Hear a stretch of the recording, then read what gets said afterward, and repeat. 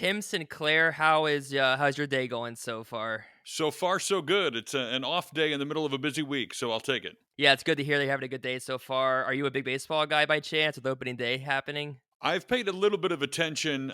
Typically, I don't mess around with too much baseball until we get closer to September. But I enjoy going to games whenever I can. I just don't follow the day to day if I'm not at Yeah. the game itself. Yeah, that makes sense. Are you a Cubs or Sox guy or another team elsewhere? I'm a both, which I know in Chicago is kind of frowned upon, but I love going to Wrigley, and I've been to a bunch of games.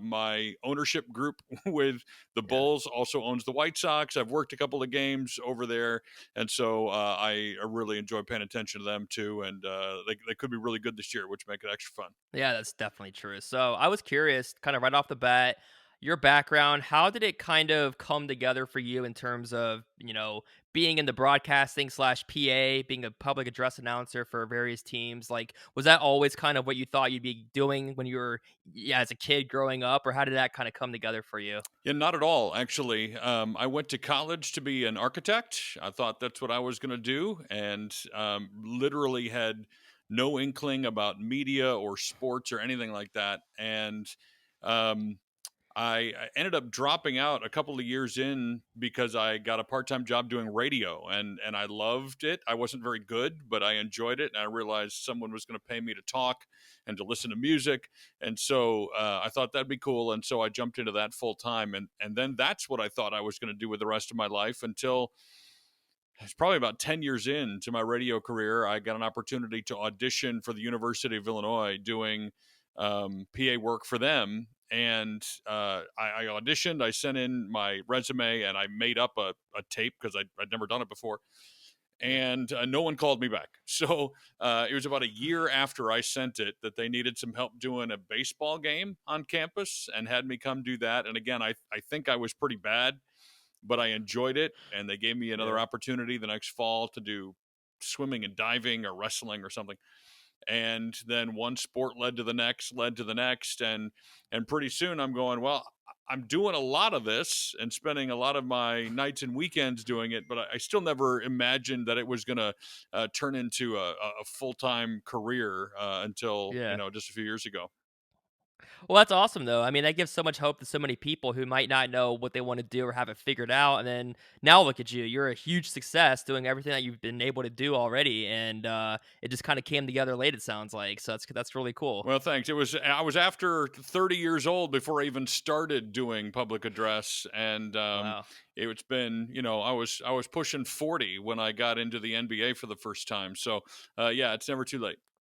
Yeah, there you go. So now, of course, you're, of course, the PA man for the Bulls, the Bears, the Fire, the Illini. So it's kind of cool that you're starting to corner the Chicago market a little bit.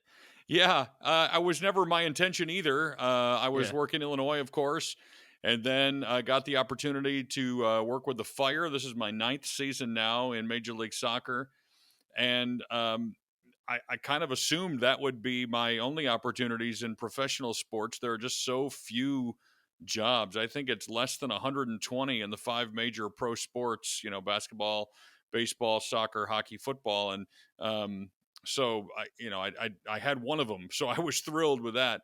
Yeah. And then the Pacers job happened for me. Well, this is my fourth season in the NBA. So I was a little bit in Chicago, a little bit in Indianapolis, and then the Bears and the Bulls opened up at the exact same time. Yeah. And I went, well, if I get one, I might as well get both. So I went after it. That's awesome. Yeah, that's really cool. Is it more or less the same for each? I mean, each sport, each team is a little bit different, obviously, but is it more or less the same standard? You have your script pregame, during the game, all that stuff. It's kind of probably, I don't want to say easy, but more or less consistent, I guess, right? There's some similarities between them all, Yeah. right? You have a pregame script and a halftime script, and then if there are timeouts or breaks, quarter breaks, things like that, then you'll have things there. And sometimes it's contests, sometimes it's promotional reads. So some of that is similar, and then preparation for knowing how to pronounce people's names correctly. Yeah. All that is pretty much the same. The difference comes in the actual execution of calling a game. Like In soccer, there's very little to do. That's You true. only say things when there's goals, cards, or substitutions. And in some soccer matches, there aren't many of any of that. But then, you've got like football is the hardest, I think, Mhm. in terms of you got 22 people to pay attention to on the field. Any of them, you might have to say their name. They're running in and out constantly. You're a little farther away, and there's always something to say. Even if a pass is incomplete, you're still saying Justin Fields, pass incomplete, intended for Allen Robinson. Second down and 10 for the Bears. In basketball, if there's a missed shot, you just don't say anything. But in football, it's a little different. There's always something going on. And then basketball, obviously, you're talking about whenever someone scores, whenever there's a foul, That's true. anytime the ref comes over and says something, you got to relay that to the crowd. So the big differences come in the game situations, but prep is fairly similar across the board. Do you have a favorite sport more than the other, or are you pretty much equal NBA, NFL, etc.? I do love them all. I would say because of my location for basketball, you're literally mid court, front row. Uh, The players are, sometimes 6 inches in front of your face. That is a lot of fun because you feel like you're more a part of the sport rather than mhm, watching it from a distance. The crowd surrounding yeah, you and they go crazy. You can feel it like the players would. And football and soccer, you're just, a little farther away, whether it's on the media deck or up in the press box. But I like them all for different reasons. Basketball, though, the atmosphere for a loud, full house is a lot of fun. and then of course the Bulls. I mean, they've always had that legendary intro, which is really cool. And I remember that as a kid. Who doesn't remember like Jordan and all those guys with that entire thing? So that's really cool that you're a part of that now. I remember the same thing, and never in a million years did I imagine that I'd be the guy doing Yeah. it. And so I don't get nervous really, but I do get excited. And every time Sirius starts to play after the running of the Bulls video and the crowd goes bonkers, I know it's about to be something special, and it is every single night. Yeah, definitely. And it's cool because I've gotten to talk with a few different broadcasters and public address announcers. I talked with Andrew Bellison, the former Cubs PA man, recently, and I remember I was talking with the Blue Jackets, actually, public address announcer, about a year or two ago. Like, he would always do like announce like the Jackets are on the power play in the same voice, and I thought it was automatic, like a button that he would push at that point, like record it once and do it again. So with you, is there anything that do you always do the same thing in terms of always saying it the same way, or is there anything that's automatic for you at some point? Um, yes and no. I mean, I always say the same thing. For example, if the Bulls hit a three-pointer, it's always 3 points and then whoever hit it. Yeah, But yeah, in those, it's very situational. Like if it's the first one of the game, it sounds a little different than if you're down 20, which sounds a whole lot different than if you're down two and it's the fourth quarter and you just hit a three to go up. So the yeah, energy, the cadence, the timing changes, but the words are the same. yeah, Shooting free throws, I'll do Zach Levine at the line for the Bulls, shooting two. I kind of always end down there. So yeah. that probably is not as situational because it always kind of sounds the same. And then the starting lineups are fairly standard, but they're live every time, of course. So the and now that whole thing it's the same or very close to the same every single game. Yeah, I think that's what gets me is like it's cool how it's always super consistent, or at least it sounds very consistent. And even if it is like an octave higher or lower, who's going to notice? But it's always cool to me. It's always whoever it is, it's always really cool to hear that energy, like you were just saying, or that passion. All the different things that you've been able to do. Like for instance, I'm just going to list off a few things, and I think there were a couple of them were yesterday. But you had like the marriage proposal, I believe, during the Bulls game. Barack Obama was at that game. You've done the NBA bubble. Uh, those are just a few things, obviously, but like, what kind of in your career so far would you say maybe favorite memories or kind of what stands out? Yeah, I was just thinking this morning because somebody brought that up. The different people I've gotten to introduce live in the same Yeah. building, and Barack Yeah, Obama last night, Michael Jordan at the All Star yeah, game. yeah, Um, I did. Lionel Messi was in Chicago in 2016 for Copa America, so I got to not only introduce him, but he scored 3 goals in 30 minutes in that game and was just incredible. So between Jordan, Brady, and Messi, I think I've done the three greatest in their respective sports. So anytime you get Yeah. a chance to do that, it's pretty cool. I would say, as an honor, like what have I been most honored to be a part of? Mhm. I think the two NBA All Star games, 2020 in Chicago and 22 in Cleveland, mainly because, if you do an NBA Finals, you go because your team's good as a public address guy. Yeah. But the All Star game, the NBA has to ask you to be there. So that is a reflection on your work and how respected you are, things like that, versus I'm just going along on the coattails of my team, which, don't get me wrong, I would love to do and hope I get a chance Yeah. to. But Yeah. but the All Star games are pretty cool. Getting to do the NBA 2K22 stuff last year was super cool, and I'm going back again here in about a month to do the updates for 2K23. Being on the court as it was stormed when Illinois won the Big Ten title this year was a lot of fun.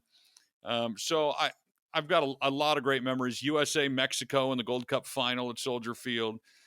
Uh, I've been so freaking lucky, and I'm just thankful to have been on the mic for so many cool events.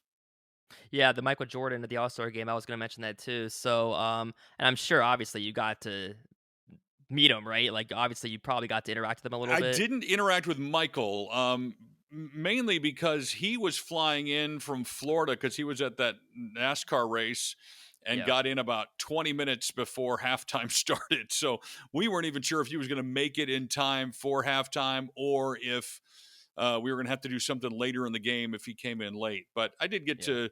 I talked briefly with John Stockton and Hakeem Olajuwon and Clyde Drexler and all the guys that I grew up watching as a Yeah. kid.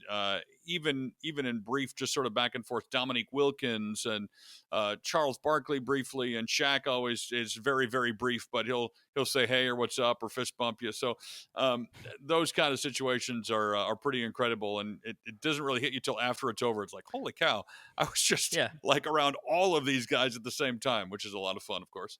Yeah. That's awesome. I mean, that's that's kinda how I feel when I'm just talking with people like you or whoever I'm talking with. It's cool because at this point I'm like, I've gotten used to it, so it's like I'm not like starstruck necessarily, but I look back on it, I'm like, wow, I had a convo with whoever, and it's like really cool. So, but no, that's really cool that you got to interact or even just for 5 minutes or 5 seconds, even fist bump Shaq or interact with any of those guys, and across the all the leagues you're doing too, like you were talking before, all the different opportunities and things like that. And I was curious too, the NBA bubble. I know that was like what 2 seasons ago now, but that had to be a unique, weird circumstance, of course, too. Yeah, I call it NBA summer camp. So Yeah. if, like, as a kid when you went to camp, everybody kind of stayed in the same place, and you couldn't leave the Mhm. grounds, but you could explore and you could fish and ride bikes and take hikes and like all of that stuff we could do. We were just on a Disney resort campus, Yeah. and then we would get on buses and go over to the wide world of sports and work games, or in the players' cases, play games. And then we would come back and you'd go to dinner, and there was a place where everybody went to eat. And yeah, it was just absolutely bizarre. It was camp, but for NBA players and staff. And there was one restaurant that you could go to apart from all the food that the NBA provided. And I walked right by going to my seat, where AD and LeBron were sitting down to eat, and the Morris twins were having lunch together, and it just it's weird, and then eventually it becomes normal because that was our whole world for a couple of months. Yeah. So I enjoyed it. I don't necessarily want to do it again right away, but it was a lot Of of course fun. not. Yeah, for sure. Yeah. And yeah, I think one of the word I guess the word that kind of came to mind too is like, you just talked about how you saw like AD and LeBron eating lunch or something. And it's kind of like in that moment anyway, it's kind of like a humanizing factor. It's like, oh yeah, we're all just people doing our normal things. Just so and so happens to be here doing this as a superstar or whatever. And I But think they and that liked it because, yeah. normally they have to get on the road and get on an airplane and Yeah. go, You know, Yeah. they can't go out to eat without getting swarmed by people who want their autograph, want to take pictures or pointing or whatever. And in this case, they got to just sort of be normal people and weren't really worried about all that kind of stuff because we were all NBA employees. And so we'd all been Mhm. there, done that. And, um, you know, they, I think, felt more comfortable, albeit they were away from their families, but they at least got to enjoy some privacy for a while. What are your goals or maybe your other interests that you might decide either to pursue down the road or even just in general, like maybe other things that you do aside from being a public address announcer? Yeah, I don't have any visions of doing something that public address would launch me into. Mhm. I love what I do. I have goals still. I would love to do an Olympics and a World Cup and a Super Bowl and things like that. But in the grand scheme of things, I really feel like I'm about as lucky as they come, and so I'm at least this part of my life isn't going anywhere until someone tells me my contract isn't being renewed. Um, but I do have other things that I do. Hobbies. I like photography and I like travel and things like that. But I spent years in radio, as I mentioned earlier, and Yeah. I ended up sort of accidentally starting a company when I was in radio that I've been working on for a while. The main company is called Ringer, and it Mhm. basically allows you to connect with people and record audio at pretty high quality. And we are just now launching a new social media app called Stump. And the idea behind that is to have basically a Twitter or an Instagram or a Facebook that is based solely on audio. So whether Mhm. it's you or you and a friend or up to four people total, you connect just like you would on any other social app. You have a feed, you can check out other people's feeds, but you record audio and post it about anything and everything. And we're using the technology we created for Ringer to launch Stump, and are really excited about the at least potential that it has to grow. And so that's probably what I spend most of my time on when I'm not behind a mic at a game. That's really cool, and I was actually gonna ask about that as well because I knew that you were involved with Ringer and Stomp, and I actually have some slight experience with Ringer just from our podcast that I did when I was with the SB Nation, doing the Blue Jackets stuff over there. So I am familiar a little bit with that, and that's really cool, and it's awesome that you're doing that.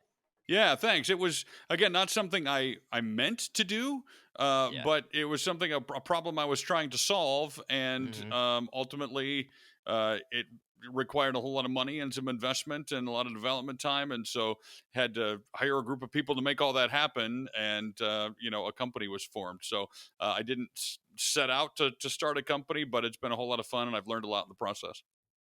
So we will close on the Bulls. So they're of course heading towards the playoffs, which is exciting in itself.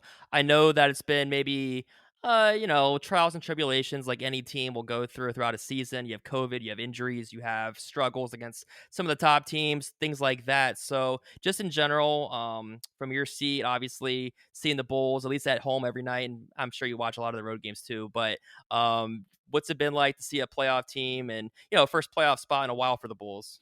It's been so much fun. And I think, I was talking with a friend about this earlier today that if we could look at our expectations as a fan base from before the season started, um, guaranteeing a playoff spot, winning somewhere in the mid 40s of games, 45 to 48 ish, um, I think every single Bulls fan would have taken that. Yeah. And that's right where we are. Now, the problem is expectations change when you start hot, you have a slower schedule, everybody's healthy, and then, the season plays out and, things happen. So I've been so excited to watch DeMar play so much better than anybody thought he was going to watch the development of Io DeSumo, who nobody really expected would get much. A lot of people thought he's going to spend a whole lot of time in the G League. And here Hmm. he is. He's started for most of the season primarily because of injuries, but he's stepped up and done really well for the most part in those situations. And so to watch those things happen this year and get a spot in the playoffs has been great. And then, we'll do it all again in the off season, see what happens, what Hmm. moves are made, and then we can set expectations and projections for another season. But the United Center has been crazy fun. The fans have been incredible. The team's been great, and I can't wait to experience a playoff atmosphere next week and sort of see how all that goes. And also, I just remembered, I think I saw on your Instagram story, I think it was Sunday. Did you have 2 events going on that day? Yeah, I was trying to remember it what it was. was. It may have been Saturday, but yeah, Saturday. I had a Fire game at 2:30 Okay. at Soldier Okay. Field, and then I had a Bulls game at 7 at the United Center. So that happens Okay. from time to time. Occasionally, I've done a few times where I had a Bears game at noon and then a Bulls game at 7. So it does happen, and thankfully, I've not missed an event because of traffic yet. So Yeah. That's what it was. Yeah, I was thinking Sunday, you're right, it was probably Saturday, and that makes sense. I was thinking Fire and probably Bulls, yep. and that makes sense. So, that's cool that you're able to knock out both in one day, let alone both in general, so Right. Oh, I appreciate my bosses letting me miss rehearsal with the Bulls so I could do them both. Oh, that's true. Well, I really appreciate the time, really cool to chat with you, and, yeah, I hope you have a good rest of your day and a good weekend coming up. Oh, my pleasure. Thanks for having me on. I appreciate it, Will.